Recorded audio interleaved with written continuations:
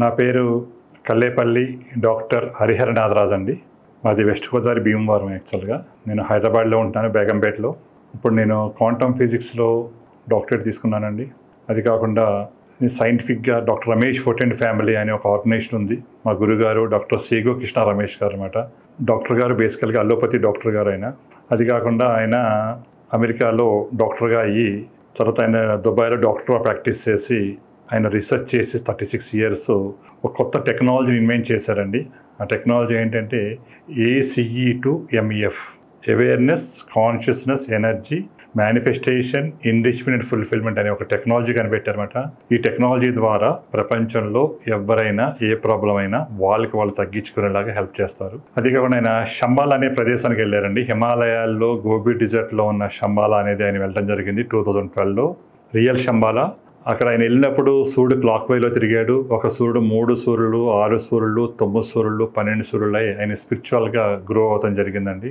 తర్వాత ఏదైతే ఆయన పాత్లో మమ్మల్ని కూడా తీసుకెళ్ళడం జరిగింది. 2016లో ఫిజికల్గా ఉన్న శంబాలా ఏదైతే ఉందో గోబీ డిజర్ట్లో, ఆ శంబాలా వెళ్ళి మమ్మల్ని కూడా తీసుకురావడం జరిగిందనమాట. ఆయన శిష్యులు ప్రపంచంలో 12 మంది ఉన్నామండి. అందులో నేను ఒక్కడిగా ఉండటం అనేది నా పూర్వజన్మ సుకృతం. ఈ సబ్జెక్ట్ రావటం అనేది కూడా చాలా అదృష్టం అనమాట. అతని ఈ విద్యని అందరికీ పంచాలనే ఉద్దేశంతోనే మేము ముందుకు రావడం జరిగిందండి. ఏదో కష్టం, బాధ, దుఃఖంతో ప్రతి ఒక్కళ్ళు ఉంటున్నారు. అందరికీ ఏం కావాలంటే హ్యాపీ కావాలి. హ్యాపీ అనేది సంతోషం అనమాట. అది శరీరానికి సంబంధించింది. ప్రతి ఒక్కళ్ళు మనశ్శాంతిగా ఉండాలి. మనశ్శాంతి అంటే మైండ్కి సంబంధించింది అనమాట అండి. ప్రతి ఒక్కరికి ఈ రోజులు ఎవరికి మనశ్శాంతి అనేది లేదు. తర్వాత ఆనందంగా ఉండాలి. ఆనందం అనేది హృదయానికి సంబంధించింది అనమాట. అంటే ఈ 3 చాలా ఇంపార్టెంట్ అండి. అందుకని మన పూర్వీకులు ఏం చెప్పారంటే ఇచ్ఛాశక్తి, జ్ఞానశక్తి, క్రియాశక్తి. క్రియాశక్తి అనేది శరీరానికి సంబంధించింది. జ్ఞానశక్తి అనేది మైండ్కి సంబంధించింది. ఇచ్ఛాశక్తి అనేది హార్ట్, హృదయం, సోల్కి సంబంధించింది అనమాట. అంటే ఈ మూడిటిని అనుసంధానం చేస్తాం వల్ల ప్రతి ఒక్కళ్ళు ఆనందంగా, సంతోషంగా ఉంటూ ఎవరికి ఏ ప్రాబ్లం వచ్చినా వాళ్ళకి ఆ ప్రాబ్లంని వాళ్ళు రీరేట్ చేసుకోవచ్చు అండి. చాలా ప్రతి ఒక్కళ్ళు సంతోషంగా, ఆనందంగా, పీస్ఫుల్గా, జాయ్ఫుల్గా ఉండటం కోసం మేము ఈ విద్యని అందరికీ ప్రసాదించాలనే ఉద్దేశంతో చెప్తున్నానండి. ప్రతి ఒక్కళ్ళు ఎక్కడ దుఃఖం అలా స్టక్అప్ అయిపోతారు.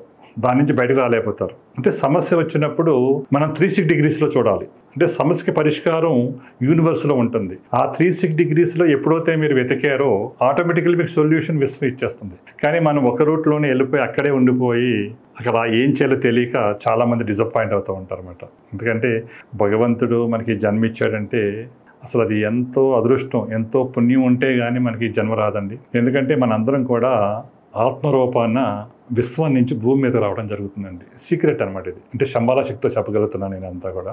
వచ్చిన తర్వాత భూమి మీద 84 లక్షల కోట్ల జీవరాశులు ఉన్నాయండి. మనం ఒక్కొక్క జన్మ ఎత్తుకుంటూ వస్తాం. అన్ని జన్మలు అయిపోయిన తర్వాత భగవంతుడు మనకు ఆఖరి జన్మ ఏదైతే ఉందో అది మానవ జన్మగా రావడం జరుగుతుంది. ఎంతో పుణ్యం చేసుకుంటే కానీ ఈ జన్మ రాదండి. మనం మానవులుగా పుట్టాం కాబట్టి మనకి జన్మ వస్తుంది. చాలా చాలా అదృష్టం. అంటే ఈ జన్మ వచ్చినప్పుడు ఈ జన్మరహస్యం తెలుసుకోవాలి. నువ్వు ఎందుకు పుట్టావు, ఎందుకు బతుకుతున్నావు, నీ పర్పస్ ఏంటి అనేది ప్రతి ఒక్కరు తెలుసుకోవాలండి. అంటే ఈ మానవుడిగా 7 సార్లు వస్తుంది ప్రతి ఒక్కరికి. 7 సార్లు లోపల నువ్వు ఆత్మజ్ఞానం పొంది నీలో ఉన్న భగవంతుని బయటకు తీసి నీ ఆత్మని భగవంతుడిలో, విశ్వంలో కలపగలగటమే ఈ జన్మరహస్యం ఎక్కేది.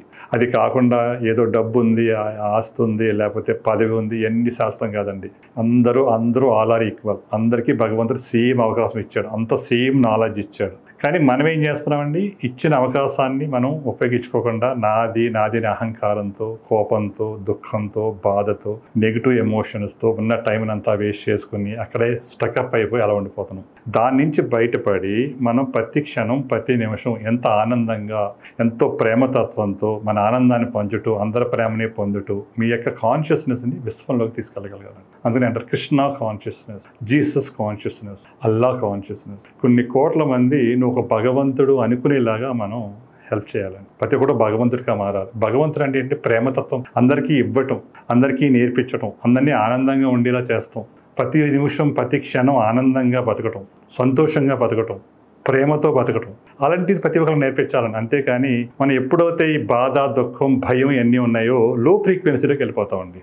ఈ లో ఫ్రీక్వెన్సీ అనేది మనకు స్టక్అప్ అయిపోతుంది, మన లైఫ్ అంతా వేస్ట్ అయిపోతుంది.